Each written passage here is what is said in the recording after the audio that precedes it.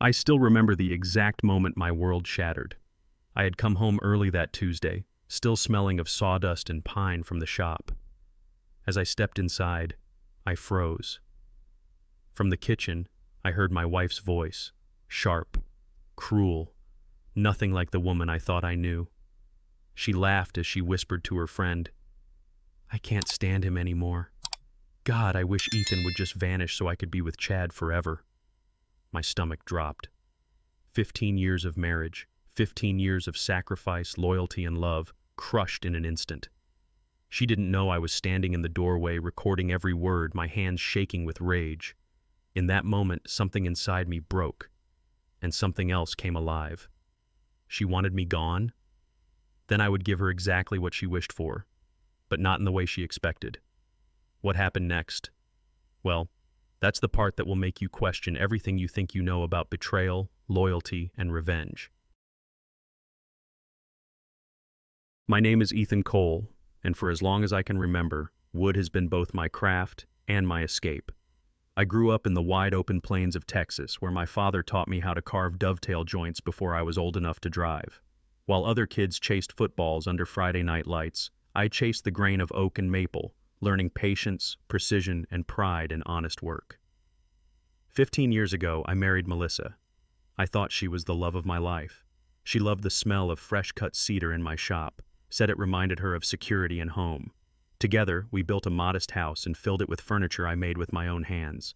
Every table, every chair, every frame holding our memories. I wasn't rich, but I thought I was wealthy in all the ways that mattered. At least, that's what I believed. Until the day I discovered how wrong I was. Life for me was never about chasing big money or flashy success. My workshop sat behind our little house in Fort Worth, a converted garage that smelled of varnish and sawdust. Every morning I'd wake before sunrise, brew a pot of strong coffee, and head out to shape wood into something useful, something lasting. Tables, cabinets, rocking chairs, pieces that would outlive me and tell stories of their own. Melissa used to say she admired that about me, how I poured myself into every detail. She didn't care that I drove an old pickup or that our vacations were camping trips instead of cruises. At least, I believe she didn't care. My dream was simple: grow old with her, maybe adopt a child one day, fill the home I built with laughter. I thought devotion and hard work were enough, but devotion can be invisible when someone's heart is already elsewhere. And soon, I would learn just how invisible mine had become. For years, I believed love could survive anything. Melissa was beautiful, spirited, the kind of woman who could light up a room with her laugh. I adored her, and I tried to show it in small, steady ways, bringing her coffee in bed, fixing that squeaky cabinet door before she even noticed, leaving little notes tucked into her purse. But somewhere along the way, something shifted. The sparkle in her eyes when she looked at me began to fade. Conversations that used to stretch long into the night became short, polite exchanges. I told myself it was stress, or maybe just the wear and tear of time. 15 years is no short journey after all. Yet I felt it, an invisible wall slowly rising between us. She spent more evenings out, claimed yoga kept her centered, while I stayed home sanding maple or oiling cedar, convincing myself that her distance was temporary. I didn't realize then, she was already slipping away. One of the hardest battles we ever faced as a couple was infertility. Year after year, Melissa and I tried. Doctor visits, endless tests, treatments that drained both our savings and our spirits. Every month, the same crushing disappointment. I can still remember holding her as she sobbed on the bathroom floor, whispering that it was her fault, that her body had betrayed us. But I never blamed her, not once. I reminded her that love wasn't measured in children, that she was enough for me, always would be. I researched specialists late at night, looked into adoption agencies, and promised we'd build a family one way or another. Those years carved deep scars into our marriage. Where I tried to fill the cracks with patience and faith, she filled them with shame and silence. I thought my loyalty had proven unshakable, but I didn't see how bitterness had already begun poisoning her heart against me. That Tuesday started like any other.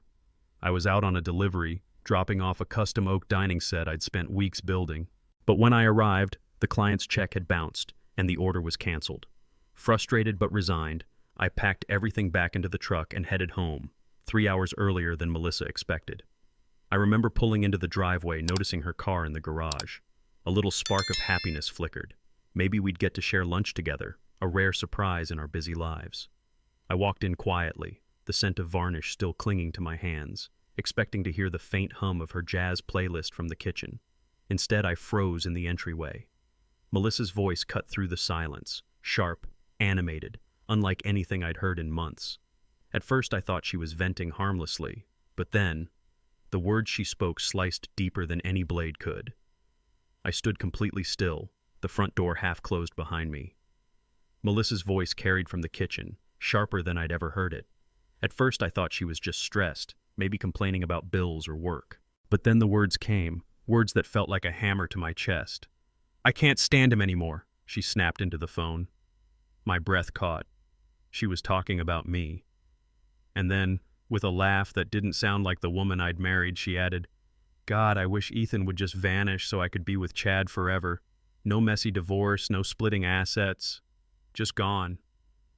15 years of love, of sacrifice, of believing we were partners, dismissed like I was nothing more than dead weight. My hands trembled. That was the moment I knew. The woman I thought I knew no longer existed. As I stood there, every muscle in my body locked tight, Melissa's voice shifted, softer now, almost dreamy, and that was worse than the anger.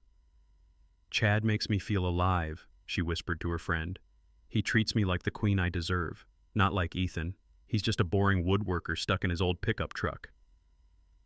Chad. The name hit me like a steel beam. I pictured him immediately. Chad Harris, the smooth-talking pharmaceutical rep who always had a smile too wide, a handshake too polished. I'd invited him into our neighborhood, trusted him around my wife, and all along, he was circling like a vulture. Melissa laughed again, low and cruel. "I just wish Ethan would disappear. Imagine it, me and Chad, no baggage, no explanations, just freedom." My chest tightened until I could barely breathe. In that moment, betrayal wasn't abstract anymore. It had a face, a name, and it was sleeping in my wife's heart. My fingers were slick with sweat as I tightened my grip on the phone. Her voice spilled into the mic, sharp, mocking, unforgiving. Every word was a nail in the coffin of the life I thought we'd built together. "I've wasted 15 years with that man," Melissa sneered. "What do I have to show for it? An old truck, a modest little house, and no children. Chad gives me more in a weekend than Ethan has in years." I wanted to storm into the kitchen, demand answers, make her look me in the eye while she tore our marriage apart. But something colder held me back. A voice in my head whispered, "Save this. You'll need it." So I stayed silent, hidden in the hallway, letting my phone gather proof of her betrayal. I didn't know it then, but that recording would become the most powerful weapon I ever held. When the call finally ended, I stood there in the shadows, frozen. The silence of the house pressed against me, thick and suffocating, broken only by the sound of my own heartbeat pounding in my ears. I felt hollow, like someone had reached inside my chest and scooped out everything I thought was solid and real. 15 years of loyalty, devotion, sacrifice, all reduced to a cruel joke whispered over the phone. My body wanted to collapse, to scream, to smash every piece of furniture I'd ever built for her.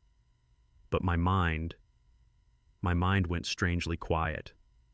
That was the scariest part. Not the rage, not the grief, just the emptiness. Like a switch had been flipped and the light was gone. I slipped my phone into my pocket, turned, and walked deeper into the house as if nothing had happened. Melissa had wished for me to vanish. She didn't know it yet, but her wish had just been granted. I forced myself to take a deep breath, slid my keys into the lock, and made as much noise as I could. Boots stomping on the hardwood, keys jingling, the same routine I'd done every evening for years. Then, with a voice steadier than I felt, I called out, "Honey, I'm home." Melissa was in the kitchen, her phone already tucked away, her smile bright and casual. She kissed my cheek as if she hadn't just gutted me with her words. And I played along. I smiled back, asked about her day, and pretended nothing was wrong. Inside, though, my mind was a storm. I didn't confront her, not that night, not the next. Instead, I watched. I listened. I memorized her patterns, her lies, her little escapes disguised as yoga or wellness classes. Every laugh, every secret text, every absence became another crack in the foundation. She thought I was blind. She had no idea I was planning her reckoning. That night, lying awake beside Melissa, I stared at the ceiling while her breathing settled into the slow rhythm of sleep. For years, I had lived for this woman. Every calloused hand, every sleepless night at the workshop, every sacrifice tied to the hope that she saw me as her partner. But now I knew the truth. She saw me as nothing. A burden. A man she wished would simply disappear. So I made a decision. If she wanted me gone, then I would give her exactly what she asked for. Not in a fit of anger, not with shouting or slammed doors, but with precision. Quiet, deliberate, devastating. I would vanish from her life, but not as a broken man crawling away. I would leave her with nothing. No house, no support, no lover to fall back on. Melissa had wished for freedom. What she would get was abandonment dressed as revenge. And I had already taken the first step. The next morning, while Melissa was at one of her so-called yoga classes, I stepped into my truck, rolled up the windows, and dialed a number I knew by heart. My brother, Kyle. We grew up hammering nails side by side, but where I stayed in the shop, he moved into real estate. Over the years, he'd built a reputation in Texas for getting things done quickly, and more importantly, quietly. "Ethan," he answered, his voice warm as always. "What's going on?" I didn't waste time. "I need the house sold, fast, cash buyer, no public listings." There was a pause. Kyle knew me too well. "You're not running into trouble, are you?" "Just trust me," I said. "Handle it off the books. Discreet." Kyle hesitated for only a moment before replying, "All right, I'll make some calls." I hung up, staring at the shop I'd built with my own hands. Step one of my vanishing act was already in motion. Kyle called me back that evening. "I've got a buyer in mind," he said. "Tech guy from Austin. He pays in cash, hates paperwork, and doesn't ask questions. If you're serious, I can move fast." "Move," I told him. My voice was steady, but my chest burned. From that moment, every smile I gave Melissa was part of an act. While she thought I was fixing cabinet hinges or sanding down cedar planks, I was mapping out the quiet dismantling of our life. I checked the deed and the homestead waiver Melissa had signed during a refinance years ago. The house had always been in my name, bought before our marriage.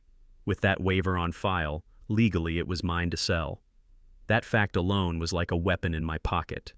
At night, I'd sit in my workshop pretending to sketch designs, but instead writing lists. What to take, what to leave, what would hurt her most when she realized it was gone. She wished I would vanish. Soon, she'd see what vanishing really looked like. The next call was harder to make. Not because I doubted, but because it meant I was crossing a line I could never uncross. Mark Jacobs, an old high school friend turned ruthless divorce attorney. His reputation was brutal, and in our town, whispers said he'd left more than a few cheating spouses penniless and bleeding pride. When he answered, his voice carried that same sharp edge I remembered. "Ethan, long time. What's on your mind?" I didn't bother with small talk. "I've got proof, Mark. Audio recordings.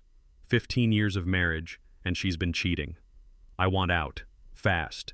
And I don't want her walking away with a dime she doesn't deserve." There was a pause, then a low whistle. "With audio? That's dynamite. We'll file immediately. Texas has a 60-day waiting period, but we can lock the terms now and keep her on the back foot. But Ethan, once we start, there's no turning back." "Good," I said flatly. "I don't want to turn back." That night, I slept beside Melissa, already filing for her absence. After the call with Mark, I knew what had to be done. A case wasn't built on anger. It was built on evidence. So I became a collector. Every evening, while Melissa texted away in the other room, I quietly built a file that would seal her fate. I started with the audio recording, the crown jewel. Her voice, crystal clear, confessing everything. Texas is a one-party consent state. The recording was legal and admissible. Then I cataloged screenshots, late-night messages she left glowing on her phone screen, little lies about yoga workshops that never existed. I documented every asset, serial numbers on appliances, bank statements, even receipts for her sudden bursts of self-care. Each piece of jewelry from Chad, photographed under the harsh shop light, filed with timestamps. It was tedious, cold work, but it gave me purpose. Every note, every photo, every signature felt like another nail hammered into the coffin of our marriage. Melissa thought she was building a future with Chad. She didn't know I was already building a case to bury them both. One night, after Melissa drifted off to sleep, I walked through the house with my phone camera in hand. Every piece of furniture, every shelf, every table that stood in those rooms, I had built with my own hands. Hours of sweat and patience were carved into the grain of that wood. To her, it was just furniture. To me, it was proof. I photographed everything, cataloging each piece with dates and notes. A custom oak dining table, mine. The walnut bookshelves, mine. Even the bed frame we slept on bore my signature joints, dovetails no factory could replicate. I dug out old receipts, sketches, even workshop stamps, documenting ownership of every stick of wood. If she thought she could claim half of what I built, she was wrong. This wasn't just a house full of furniture. It was my intellectual property, my craftsmanship, my legacy. And when I left, I would leave most of it behind, on purpose, so she'd feel the loss even while everything still sat in place. With each click of the camera, I felt a strange calm settle in. I wasn't just preparing to leave. I was preparing to erase her comfort, piece by piece. Evidence of betrayal isn't hard to find when you stop pretending not to see it. Melissa had grown careless, maybe even arrogant. Her phone would light up at midnight with texts she thought I was too tired to notice. Can't wait to see you again. Tonight was amazing. Words that didn't belong to me. I snapped photos whenever I could, screens glowing in the dark, her careless smiles as she typed. In her gym bag, I found receipts from dinners I never shared, hotel stays I never booked. Then came the gifts, silk scarves, expensive perfume, a diamond bracelet, all far beyond what my modest woodworking income could afford. Each lie she told me about yoga retreats or wellness classes, I backed with proof, maps, timestamps, call logs. By the end, my evidence file had grown thick enough to choke her excuses. I didn't rage. I didn't cry. I simply documented. Because when Judgment Day came, I wanted the truth to speak louder than my pain. If Melissa suspected anything, she never showed it. And I made damn sure she didn't. By day, I was the same husband she thought she could laugh at behind my back. I brewed her morning coffee exactly the way she liked it. Extra cream, 2 sugars.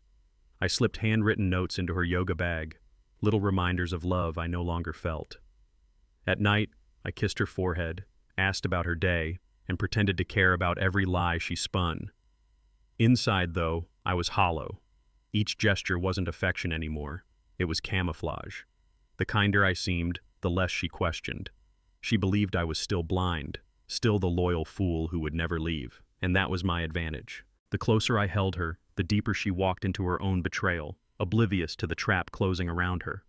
Melissa thought she was winning. What she didn't realize was that she was already playing by my rules. The more I played my part, the bolder Melissa became. She mistook my calmness for weakness, my silence for ignorance. She thought I was still the naive husband who would do anything to keep her happy, the man who adored her blindly no matter how cold she grew. I could see it in the way she smirked when she left for her yoga workshops, in the way she flaunted gifts she claimed were from her instructor. She believed I was too simple, too devoted, too stupid to question her stories. What she didn't know was that every lie she told only sharpened my resolve. Every laugh she shared with Chad in secret was another brick in the wall I was building, one that would collapse on her when the time was right. Melissa thought she was living in control of our marriage, but the truth was, I had already begun rewriting the ending she never saw coming.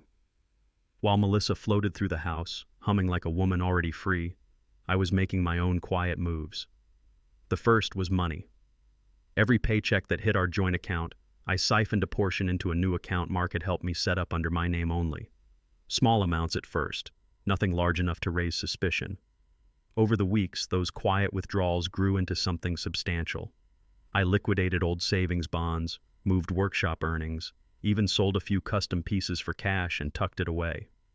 Melissa still had access to the joint account, still swiped her card for yoga classes that didn't exist, and spa days Chad probably encouraged. She thought nothing had changed. But beneath the surface, the river was shifting. By the time she realized what I'd done, she'd have no claim, no cushion, no safety net. She wished me gone. Soon, her wish would strip away everything she thought she could count on. The deeper my plan went, the sweeter I became. If Melissa thought I was clueless before, now she was certain. I brought her breakfast in bed on Sundays, flowers on random Thursdays, even surprised her with wine and candles after dinner.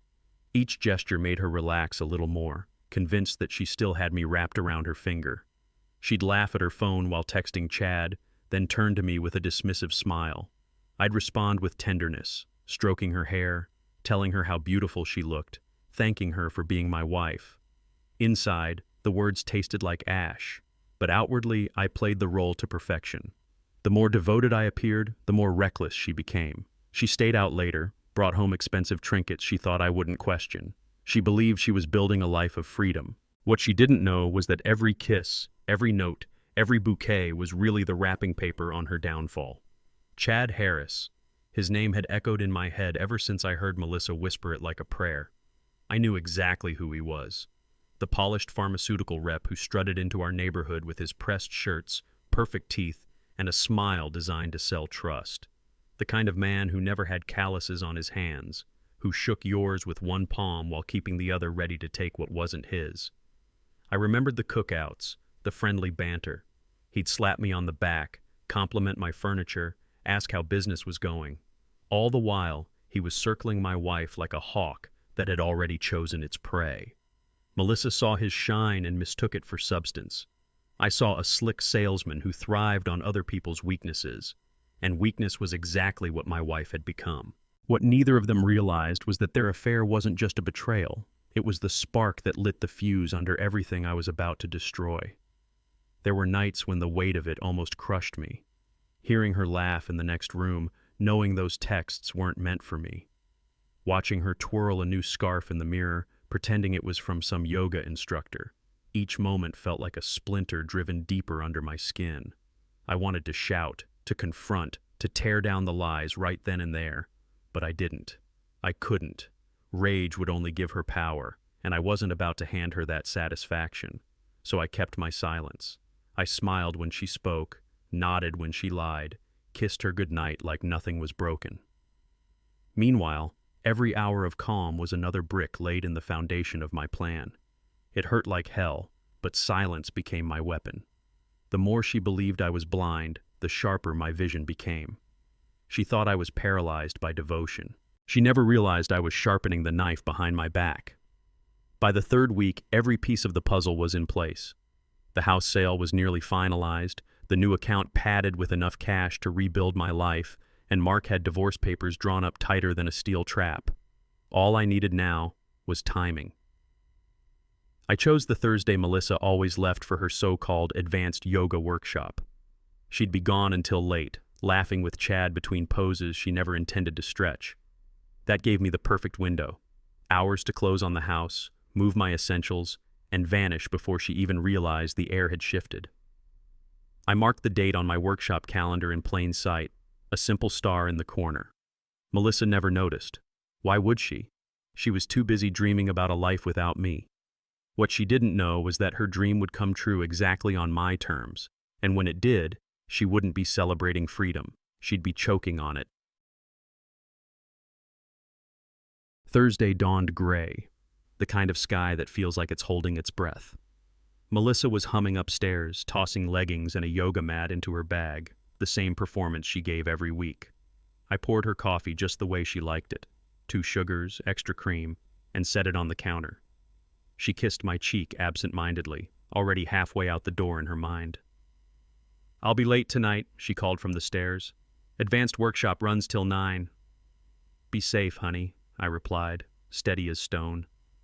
She smiled, thinking I was still the man who'd wait patiently for her return. But by the time she drove off, I wasn't her husband anymore. I was a ghost walking through our house for the last time. At exactly 10:47 that morning, while she was texting Chad from a yoga mat she'd never unroll, I signed the papers that erased our life together. Melissa had no idea her wish had just come true. At 10:47 a.m., I sat across from the notary at a polished oak table, pen in hand. The stack of documents in front of me felt heavier than any beam of lumber I'd ever carried. Each signature I laid down wasn't just ink, it was a severed thread. With every page, I was cutting ties to the walls I had built, the floors I had sanded, the shelves I had carved for the woman who once said my work made her feel safe. Melissa had called this place our home, but in truth, it was mine before it was ever ours. When the last page was signed, the notary smiled, slid the folder away, and shook my hand. Congratulations, the property is officially transferred. Minutes later, I checked my account. The deposit had cleared, clean, final, untouchable. While Melissa stretched lies on her yoga mat, I had just pulled the ground out from under her feet, and she wouldn't realize it until it was far too late. By noon, the house echoed with emptiness. I walked room to room, pulling only what truly mattered. Clothes, photo albums, my grandfather's woodworking tools, a few keepsakes from a life that was no longer mine. Everything else, the furniture, the appliances, the little luxuries, would stay behind. When it was over, my entire life fit neatly into 12 boxes. 15 years, reduced to a dozen cardboard squares stacked in the back of my old Dodge pickup. It looked more like I was heading out for a long weekend than erasing a marriage. And that was the point. No mess, no scene, no obvious trace. I paused in the workshop, running my hands across the scarred workbench where I had built so much for her. Furniture, shelves, even dreams. Then I closed the lid on the last box and sealed it with tape. Melissa had wanted me to vanish, and in a few short hours, those 12 boxes would be all that remained of me in her world. With the truck loaded, there was only one task left: the letter.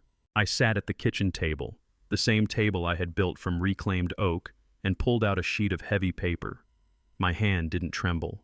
My words flowed steady, carved with the same precision I gave to wood. Melissa, I wrote, you once said you couldn't stand me anymore.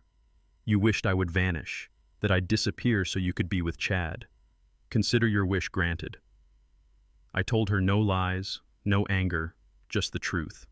That I had loved her fiercely, stood by her through storms, and that her betrayal had turned that love into silence. I slipped the notarized divorce papers and the flash drive of her recorded words into the envelope. Then I signed it simply, Ethan. I sealed the envelope and placed it on the kitchen island, right where she always dropped her keys. The last love note she would ever get from me. I stood in the kitchen one last time, the smell of fresh coffee still lingering from the morning. In the center of the island sat the manila envelope, plain, unassuming, yet heavier than anything I had ever built. Inside were the divorce papers, signed and notarized, and the flash drive that carried her betrayal in her own voice. I placed it carefully where she always tossed her keys, knowing it would be the first thing she saw when she walked in. A cruel symmetry. The spot where she signaled her arrival would now mark my disappearance. I rested my hand on the envelope for a moment, not in hesitation but in finality. Then I whispered to the empty house, wish granted. No dramatic goodbye, no confrontation, no second chances. Just the truth wrapped in paper and plastic, waiting like a time bomb. When Melissa opened that envelope, her whole world would collapse in a single breath. By 2:15 that afternoon, the last box was strapped down in the bed of my Dodge pickup. I climbed into the cab, the cracked leather seat groaning under me like it had for years, and turned the key. The old engine rumbled to life, steady and familiar, like an old friend ready to carry me into the unknown. I didn't take one last walk through the house. I didn't linger in the driveway. That chapter was over, and I had no need to reread it. I just shifted into gear, rolled down the windows, and let the hot Texas wind wash over me as I pulled away. The house grew smaller in the rearview mirror until it vanished completely. No tears came, no second thoughts, just the quiet satisfaction of a man keeping his promise. Melissa had wished me gone. Now I was nothing more than a ghost on the highway, heading north to a life she would never touch again. The farther I drove, the lighter I felt. With every mile between me and that house, the weight I'd carried for 15 years began to peel away, layer by layer. The silence in the cab wasn't suffocating anymore. It was clean, almost holy. I rolled the window down, let the wind whip against my face, and for the first time in longer than I could remember, I breathed deep without fear of judgment. No sharp sigh from Melissa. No cruel laugh echoing in my head. Just the road stretching ahead, endless and wide. Freedom didn't come in fireworks or grand gestures. It came in the simple hum of tires on asphalt, in the smell of gasoline and dust, in the realization that I owed her nothing anymore. Yet even in that moment of release, a shadow lingered. Because true freedom isn't just leaving something behind, it's finding out who you become when the past can't follow you anymore. As the Texas highways stretched behind me, my mind couldn't help but wander back over the last 15 years. Memories flickered like mile markers. Our wedding day under the summer sun, Melissa's smile when we moved into the little house I had built with my hands, nights spent on the porch swing talking about the future. I remembered the softer moments too, the way she used to curl against me during thunderstorms, the laughter we once shared over burnt dinners, the whispered promises made in the dark. For a long time I thought those things defined us. But now, replaying it all in my head, I saw the cracks that had been there all along. The subtle sighs when I came home from the shop, the way her eyes lingered on other men a little too long, the bitterness that grew after each failed treatment. 15 years. Once I thought they were the foundation of a life. Now I saw them for what they were, chains I'd finally broken. By late afternoon, the sun was sinking low, painting the horizon in gold and rust. A green highway sign flashed past my windshield, now leaving Texas. For a moment, I tightened my grip on the wheel. That state held every memory I'd built and every betrayal I'd endured. Crossing that border felt like tearing out the last page of a book I could never rewrite. As the tires rolled into New Mexico, I let out a breath I didn't know I'd been holding. The land looked different, wider, emptier, freer. My past was behind me, shrinking in the rear view. Ahead lay open road, possibility, a blank slate waiting to be carved. I didn't know exactly where I'd end up. Montana was the destination, but the real journey was deeper, rediscovering who I was without Melissa's shadow over me. The border wasn't just a line on a map. It was the line between the man I had been and the man I was about to become. Montana had always been a quiet dream of mine. Wide skies, rugged mountains, a place where a man could disappear into honest work and never look back. As the miles slipped beneath my tires, that dream stopped being a fantasy and started becoming a plan. I pictured a small cabin on the edge of town, the smell of pine thick in the air, a workshop out back where I could lose myself in wood and silence. No lies, no false smiles, just clean lines, clean cuts, and a life built on my terms. The farther north I drove, the clearer it became. I wasn't running anymore. I was heading toward something, toward freedom, toward peace, toward a version of myself that Melissa had never seen and never could destroy. The road stretched endlessly before me, and for the first time in years, I felt anticipation instead of dread. Montana wasn't just a destination. It was a rebirth waiting at the end of the highway. At 7:30 that evening, Melissa pulled into the driveway, humming along to the radio, her phone buzzing with another message from Chad.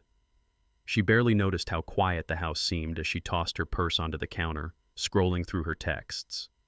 She opened the fridge, grabbed leftover takeout, and popped it in the microwave, still grinning at her screen. But when she reached for a bottle of water, her eyes caught on something unusual. A manila envelope sat squarely on the kitchen island, her name written across the front in Ethan's unmistakable handwriting. The same careful script that had once penned love notes and birthday cards now stared back at her like a warning.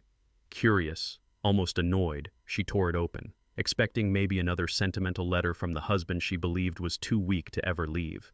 But what slid out wasn't love. It was divorce papers, a flash drive, and a note that would stop her world cold. The papers slipped from Melissa's hands onto the counter with a thud that echoed louder than the microwave's beeping. Her eyes raced over the bold letters, petition for divorce, and then down to the signature at the bottom. Ethan's name, neat and final, stared back at her like a death sentence. Her hands shook as she grabbed the flash drive and jammed it into her laptop. Within seconds, her own voice filled the kitchen, cold and venomous. "I can't stand him anymore. God, I wish Ethan would just vanish so I could be with Chad forever." It was like being stabbed by her own reflection. Every cruel syllable she thought had vanished into the air came roaring back, undeniable, in Ethan's steady recording. Melissa covered her mouth as if she could silence her own betrayal. Tears blurred the screen, but the voice kept playing, merciless. Then came the knock at the front door, sharp, insistent, impossible to ignore. Melissa stumbled to the front door, her pulse hammering in her ears. She yanked it open, half expecting Ethan to be standing there, ready to gloat or beg. Instead, two strangers in business attire stood on the porch, clipboards in hand, polite smiles on their faces. "Mrs. Cole?" the man asked. "I'm Michael Smith, and this is my wife, Sarah. We're the new owners of this property. We'll need you to vacate within 72 hours per the possession transfer addendum." Melissa's mouth went dry. "What are you talking about? This is my house." Sarah handed her a thick folder, deeds, signatures, notarized seals. Every page bore Ethan's name, clean and legal. Melissa's knees nearly gave way as she flipped through the documents. He hadn't just left her. He had sold the very ground beneath her feet. "There must be some mistake," she whispered. But the cold reality was written in ink. Her home wasn't hers anymore. It never truly had been. Melissa clutched the folder, her hands trembling so violently the pages nearly slipped to the floor. "You can't do this," she stammered, her voice breaking. "This is my home. I've lived here for 15 years. Michael's tone remained calm, almost apologetic. "I'm sorry, ma'am. The sale closed this morning. Legally, the property belongs to us now. We've scheduled a walkthrough tomorrow. Movers are on standby once your 72 hours are up." Sarah added gently, "We understand this must be difficult, but the paperwork is final. The deed was in your husband's name before the marriage. It was his to sell." Melissa's stomach churned, bile rising in her throat. She wanted to scream, to claw back what was already gone, but the signatures were undeniable. Ethan's careful script on every page was like a knife twisting deeper. The strangers offered a polite nod and turned to leave, their footsteps echoing on the porch. Melissa was left standing in the doorway, holding proof that her life had been erased in a single day. Minutes later, a process server knocked and handed her the filed divorce petition and return of service paperwork. The envelope on the island had only been a courtesy copy, with the evidence drive inside. The moment the new owner's car pulled away, Melissa stumbled back into the kitchen, clutching her phone like a lifeline. Her hands shook as she dialed the first number that came to mind, her sister Rebecca in Portland. "Becca," Melissa gasped when the call connected. "I need you. Ethan's lost his mind. He sold the house out from under me, left me with nothing. Please, I just need a place to stay until I figure this out." There was a long pause on the other end, then Rebecca's voice, flat and hesitant. "Melissa, I can't. David's mother is visiting for the next 3 weeks. We don't have space." "Becca, I'm your sister," Melissa pleaded, her voice cracking. "Please, just for a few nights." "I'm sorry," Rebecca said, and then the line went dead. Melissa stared at the phone in disbelief. Even her own blood had turned cold. The kitchen, once her sanctuary, suddenly felt like a cage closing in. With Rebecca's rejection still ringing in her ears, Melissa scrolled through her contacts with trembling fingers. If family wouldn't help, surely her friends would. She dialed Natalie, her closest confidant from yoga class, the same woman who had listened to her endless complaints about Ethan. "Natalie, it's me," Melissa blurted out. "I need a place to crash, just for a little while. Ethan's—" But Natalie's voice was cool, almost detached. "Melissa, I don't think I can get involved. Marital drama isn't something I want in my home. I'm sorry." Click. Melissa tried 2 more friends, each time met with excuses, discomfort, or silence. No spare room. Too complicated. Maybe later. With every call, the realization sank deeper. The people who once cheered her on in downward dog and brunch chatter weren't allies anymore. Melissa's circle had vanished, just like Ethan. And now the silence in the kitchen wasn't empty. It was accusing. Shaking, mascara streaking down her face, Melissa dialed the one number she thought couldn't fail her. Chad. Her heart pounded as the line rang, each buzz a lifeline. Finally, his smooth voice came through. "Melissa, what's wrong?" "Chad, it's all falling apart," she sobbed. "Ethan found out. He sold the house, left me nothing. I need you. Please, tell me I can come to you." For a moment, silence.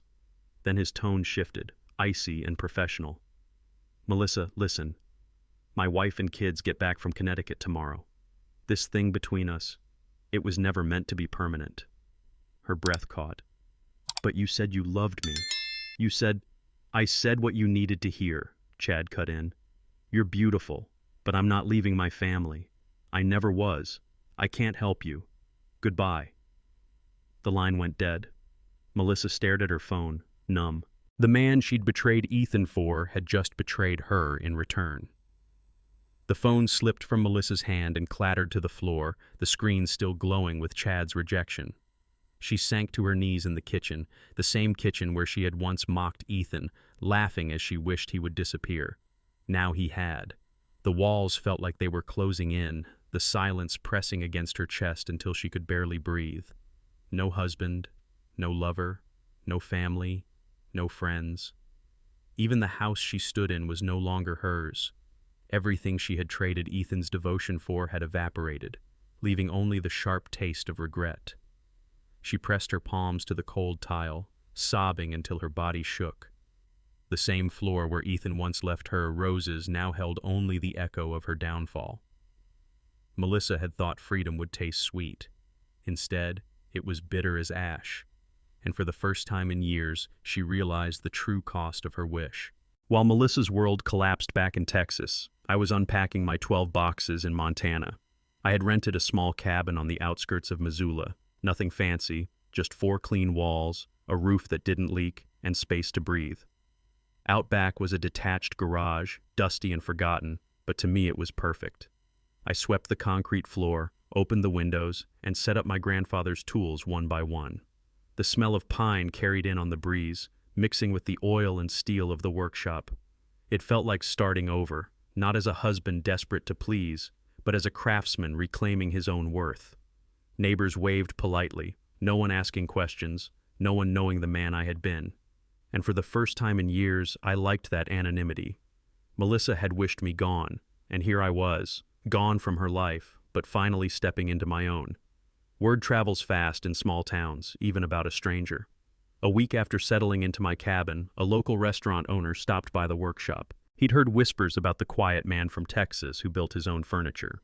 He ran his hand across one of my sample tables, tracing the joints, the finish, the grain. "You built this yourself?" he asked. "Every joint, every finish," I said simply. He nodded once, then pulled out his checkbook. "I need 6 tables that can take a beating from customers but still look like art. Can you do it?" The deposit he wrote was double what I used to charge back home. As I watched him sign his name, I felt something I hadn't in years: validation. Not from a wife's approval, not from a neighbor's smile, but from the honest respect of someone who valued my craft. The first table was mine to build, the new life, mine to shape. When I delivered the first finished table to that restaurant, the owner ran his palm along the polished surface, nodding with quiet admiration. No fake compliments, no pity, just genuine respect for the work. He slid the table into the dining room, stepped back and said, "This will last longer than me." Those words struck deeper than Melissa's scorn ever had. For years I'd given my craft freely at home, only to have it dismissed as ordinary, unremarkable. But here, in Montana, strangers saw value in what I made. They weren't just buying wood and nails, they were investing in me. Each handshake, each deposit, each nod of approval stitched me back together. Respect didn't come in grand declarations. It came in quiet gestures, in the way people looked me in the eye. I realized then, I hadn't just left Melissa. I had left behind the version of myself that settled for being invisible. And I wasn't going back. 2 months later, Melissa sat on the edge of a stained mattress in a budget motel off the interstate. The wallpaper peeled in the corners, the air reeked of bleach and mildew, and the flickering neon sign outside cast sickly light across her room. Her yoga studio friends had stopped answering her texts. The wellness blog she once bragged about lay abandoned, her followers dwindling to silence. With no house, no husband, no lover, she picked up substitute teaching jobs just to scrape by, the pay barely enough to cover rent for the week. She used to mock Ethan's old truck, his modest ways. Now she longed for the stability he had given her. Each night, Alone in that motel room, regret settled heavier than the cheap blankets pulled up around her shoulders. She had once wished he would vanish. Now she was the one erased, reduced to a ghost in a room that smelled of broken dreams. One morning, sunlight streamed through the dusty windows of my workshop as I planed down a slab of cherry wood. The shavings curled to the floor in perfect ribbons, the scent of fresh-cut timber filling the air. I paused, running my hand across the smooth surface, and for the first time in years, I felt it. A smile rising on my face, unforced, genuine. It wasn't the smile I used to wear for Melissa, desperate for her approval. It wasn't the mask I'd put on to hide my pain. This was different. This was mine. That simple curve of my lips carried more freedom than any grand celebration ever could. It was the smile of a man no longer chained to someone else's contempt, no longer defined by betrayal. In that quiet Montana workshop, surrounded by wood, steel, and sunlight, I realized I hadn't just survived. I was alive again, and I wasn't going to waste it. One evening, as I was sanding down the edge of a walnut table, my phone buzzed. It was Mark, my lawyer. His voice carried the same sharp confidence as always. "Ethan, thought you'd want an update. Melissa tried to contest the house sale, claimed emotional distress, abandonment, the works." I paused, wiping sawdust from my hands. "And?" "It didn't hold up," he said flatly.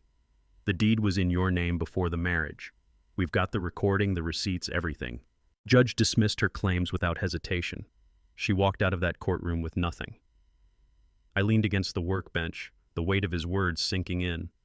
For years she had mocked my devotion, gambled on my silence, and bet everything that I'd always be there.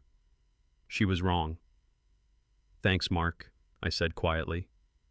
When I hung up, I didn't gloat. I didn't rage. I simply felt a steady calm. The law had spoken, and Melissa's kingdom of lies had finally crumbled. In the weeks after the court's decision, Melissa tried every trick she had left. Calls from unknown numbers, emails with subject lines like, "Please and just hear me out," even messages through mutual acquaintances. Each one was a rope she threw, hoping I'd grab hold and pull her out of the pit she'd dug for herself. I didn't answer. I blocked her numbers, filtered her emails straight to trash, ignored every attempt to claw her way back into my life. For 15 years, I'd carried her weight on my shoulders. Now I was done being her crutch. One night I sat in my cabin, phone buzzing again with an unfamiliar number. I looked at it for a long moment, then powered the phone off completely. The silence that followed wasn't emptiness, it was peace. That was the moment I knew. I hadn't just left Melissa. I had erased her from my life, as completely as she once wished to erase me. Word spread faster than I expected. At first it was just that restaurant owner showing off my tables, then his customers asking who had built them. Soon, I had a waiting list, farmers wanting sturdy benches, couples ordering dining sets for their first homes, even a boutique hotel in Missoula requesting custom headboards. People started calling me the craftsman from Texas, a title spoken with respect rather than mockery. I charged more than I ever dared back home, and no one blinked. They knew quality when they saw it. In Montana, I wasn't the fool husband anymore. I wasn't the man defined by infertility struggles or by a wife's disdain. I was Ethan Cole, a woodworker whose hands turned raw lumber into heirlooms. Every plane of polished cedar, every dovetail joint, every grain of walnut whispered the same truth. I had rebuilt myself, and the man who once vanished was now becoming unforgettable. It was at the Missoula Library where I first noticed her, Claire, the head librarian. A widow, I later learned, though at the time all I saw was the quiet strength in her eyes. She wasn't flashy or loud. She carried herself with a calm dignity, like someone who had weathered storms and learned to live with the silence that followed. I'd stopped in to donate a handcrafted bookshelf, something simple, a thank you to the town that had welcomed me. Claire ran her fingers along the smooth finish, her expression softening. "You built this?" she asked. "Every joint, every nail," I said, and for the first time in years, my voice carried pride instead of apology. Our conversation started small, books, woodcraft, the weather. But there was something in the way she listened, not to reply, but to understand. It wasn't love at first sight, it was gentler than that. It was the feeling of a door quietly opening after years of being locked shut.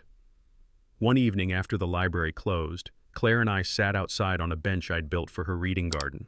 The Montana sky was painted in lavender and gold, the kind of sunset that makes silence feel sacred. I don't know why, but words I had buried for months began to spill out.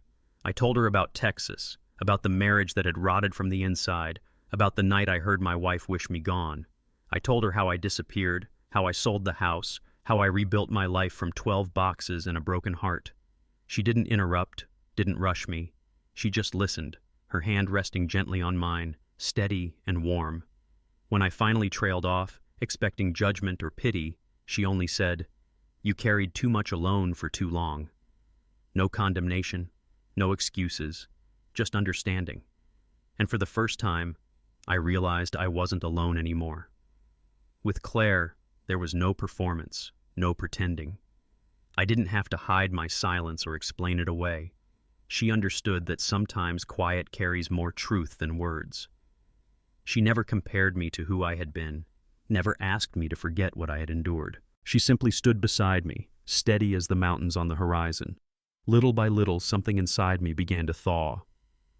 The bitterness that once clenched my chest loosened. I found myself laughing at small things again, her dry humor, the way she tucked her hair behind her ear when she was deep in thought. I realized love didn't have to be grand gestures or constant sacrifice. Real love was built in the little moments, a shared cup of coffee, a walk under the Montana stars, the quiet comfort of knowing you are seen and valued. For the first time, I didn't just believe in freedom, I believed in love again. While Ethan's name quietly spread through Montana as a craftsman of rare skill, Melissa's name was disappearing. Her once bustling yoga blog lay abandoned, followers slipping away until her posts were met with silence. Photos that used to gather dozens of comments now sat untouched, digital ghosts of a life she no longer lived. At first, she tried to maintain the illusion, smiling selfies in motel mirrors, vague captions about new beginnings. But no one believed it. Friends stopped liking her posts, invitations dried up.